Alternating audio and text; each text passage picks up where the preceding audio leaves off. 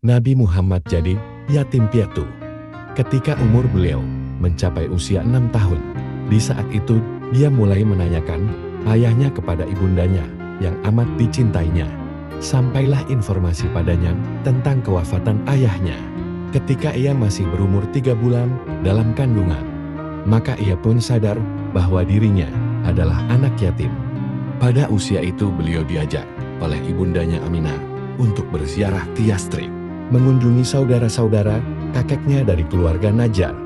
Perjalanan ke Yastrib ditemani Ummu Aiman, seorang pembantu wanita yang disiapkan ayahnya Abdullah sebelum ia wafat. Sesampainya di Madinah, Muhammad kecil diajak berziarah ke suatu rumah tempat ayahnya dahulu meninggal, serta berziarah ke tempat makam ayahnya. Suasana itu dirasakan begitu berat dan mengharukan, apalagi bagi Muhammad kecil yang telah menjadi yatim.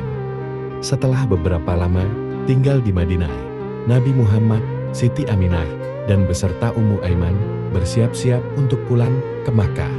Dalam perjalanan pulang, di saat itu tiba-tiba Siti Aminah merasakan kesakitan yang luar biasa.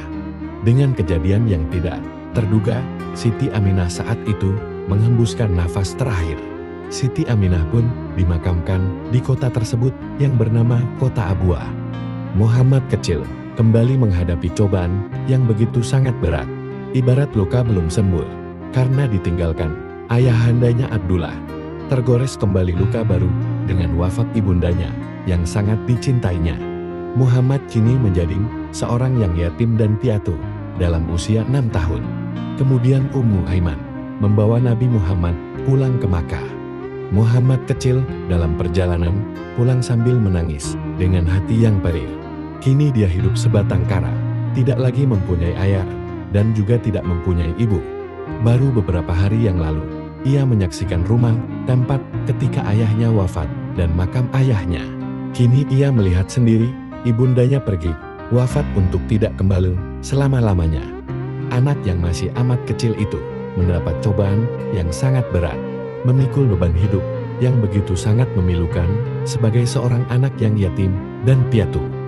Di saat sudah sampai di Mekah, Ummu Aiman menceritakan tentang kewafatan Siti Aminah kepada Abdul Muthalib, kakeknya.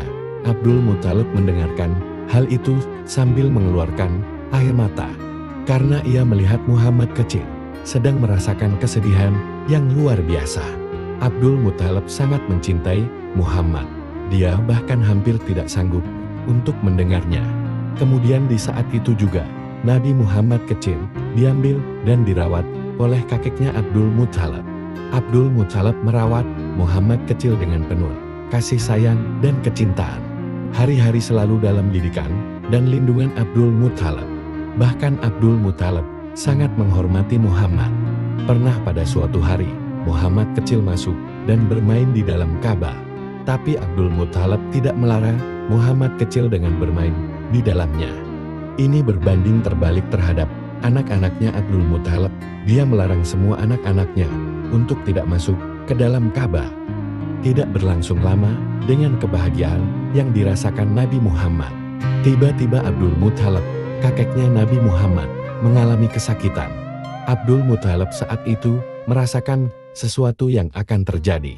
Dengan kebijakan, beliau memanggil semua anak-anaknya untuk merawat Muhammad kecil dikala beliau wafat nanti. Dengan demikian Abdul Muthalib menunjukkan Abu Talib untuk merawat Nabi Muhammad.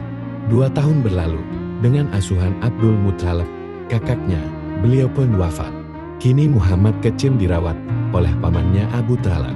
Abu Talib merawat Muhammad sama seperti merawat anaknya sendiri.